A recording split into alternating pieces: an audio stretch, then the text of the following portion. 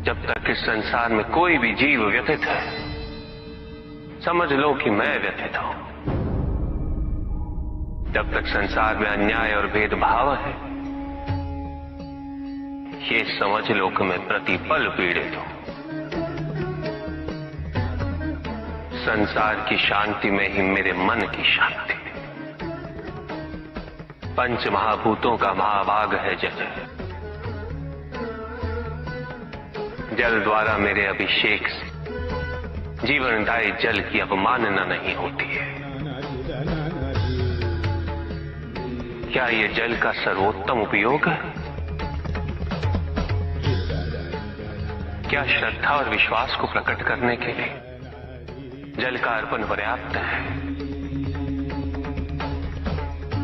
क्या निर्जल पूजा करने से मैं मन की भावनाओं को महत्व नहीं दूंगा? जल आत्मा की संजीवनी है। असंख्य मनुष्य व जीव जंतु जल के अभाव में जीवित रहने के लिए विवश रहते हैं। न जाने कितने व्यक्ति जल की एक बूंद के लिए तिरछित रहते हैं। ऐसे में जब नदी की भांति जल मुझ पर अर्पित किया जाए, मुझे पीड़ा होती है। जल शरीर का संचालक है।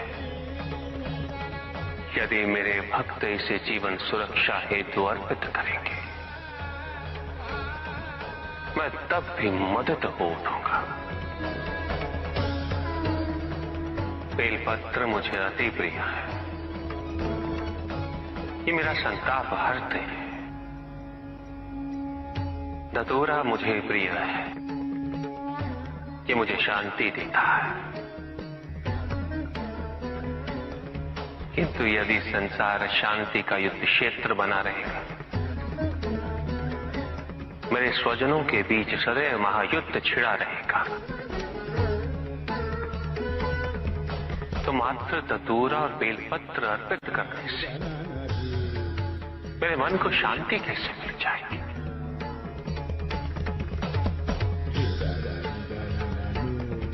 मेरी पूजा संपन्न कैसे हो जाएगी? उपासना में यदि मेरे जैसे हो जाने का भाव है, तो मेरी सच्ची उपासना है। यदि उपासना का भाव मेरे लोग और मेरे समीप आने की कामना है, तो सच्ची पूजा और भावना है। तुम मन में स्मरण करो, मैं सुनता हूं।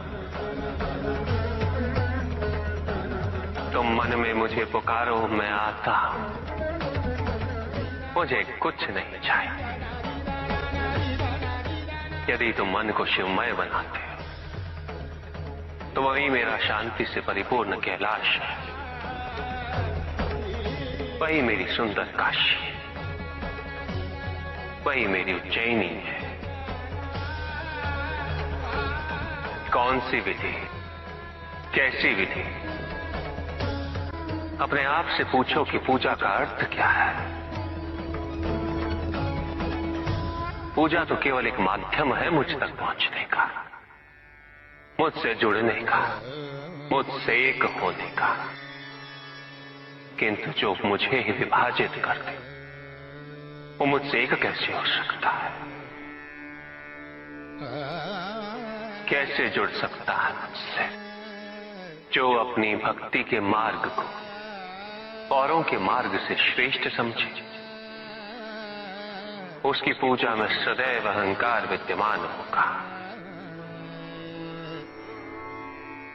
पूजा करने के लिए श्रेष्ठता का नहीं, समानता का भाव आवश्यक है। समानता केवल उनमें ही आ सकती है जिनका मन अपने आराध्य के प्रति समर्पित है।